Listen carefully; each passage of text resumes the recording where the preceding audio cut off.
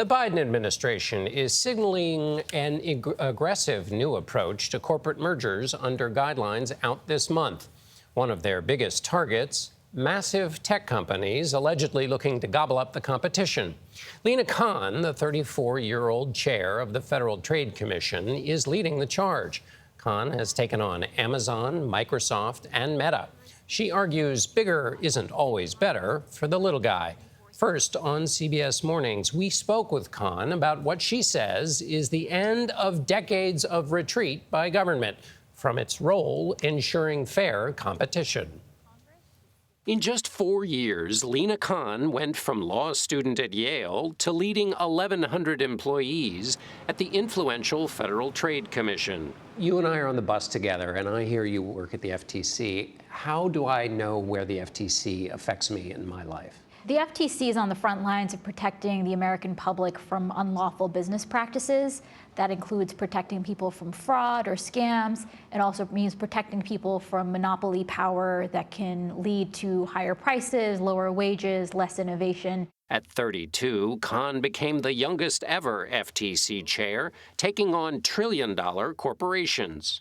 5 companies, Apple, Amazon, Alphabet, Google, Meta, Microsoft, represent big share of GDP, massive share of the growth in the S&P. Is that healthy? When you have open markets, you want them to be contestable, which means that the existing giants have to be susceptible to competition. Are they susceptible to competition?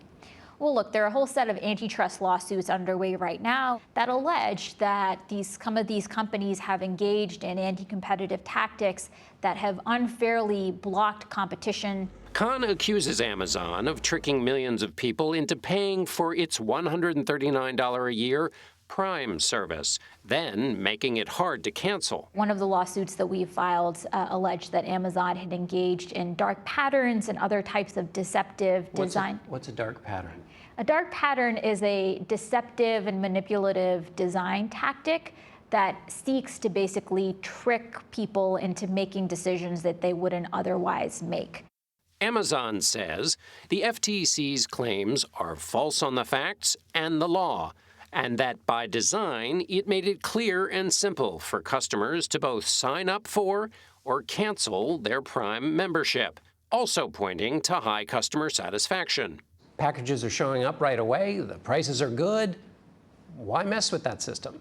The goal is really to be ensuring that our markets are open, that if there is a new firm with a good idea, maybe even a better idea, that they're not being locked out of the market.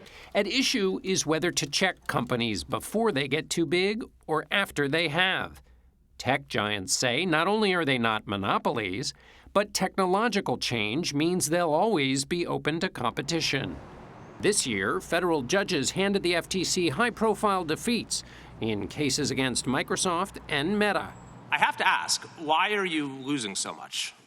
Thanks for the question, Congressman. Republicans at a recent House Judiciary hearing were peppery. You're a bully.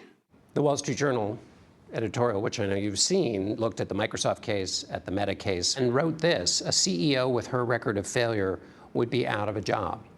We've had significant success, and I'm very proud of the wins that we've had, both in blocking mergers and in suing to prevent anti-competitive conduct. Conduct Khan says that can hurt not just companies' customers, but even their own workers. We also proposed a rule that would eliminate non-compete clauses in employment contracts. What kinds of people have non-compete clauses? It really runs the gamut from fast food workers and healthcare workers to engineers and journalists. And it means what? That I can't go get a better wage, get a better job? That's right. For example, one of the lawsuits that we brought was directed at non-competes that had been imposed on security guards. These are security guards making close to minimum wage, and the non-compete in their contract limited these security guards from going to get a job with a rival security guard company that was offering them better wages and better benefits. Busy enough already, Chair Khan also sees emerging threats, possibly coming from artificial intelligence. We are seeing risks that AI could be used to turbocharge fraud and scams. We're also looking to be vigilant to ensure that we don't see anti-competitive practices or unfair methods of competition, where some of the larger firms that have an advantage in this market are not using that power to squash competition. You may wonder how Khan got this job at just 32. Well, she rose to fame in her 20s for an article she wrote as a law student, arguing the government needs to look at Amazon like the big trusts from the Gilded Age. Now, some suspect Amazon is Khan's next big target at the FTC, but Khan is not ready to comment on that yet. She is amazing in just watching the short amount of time there, because it feels like everything touches them.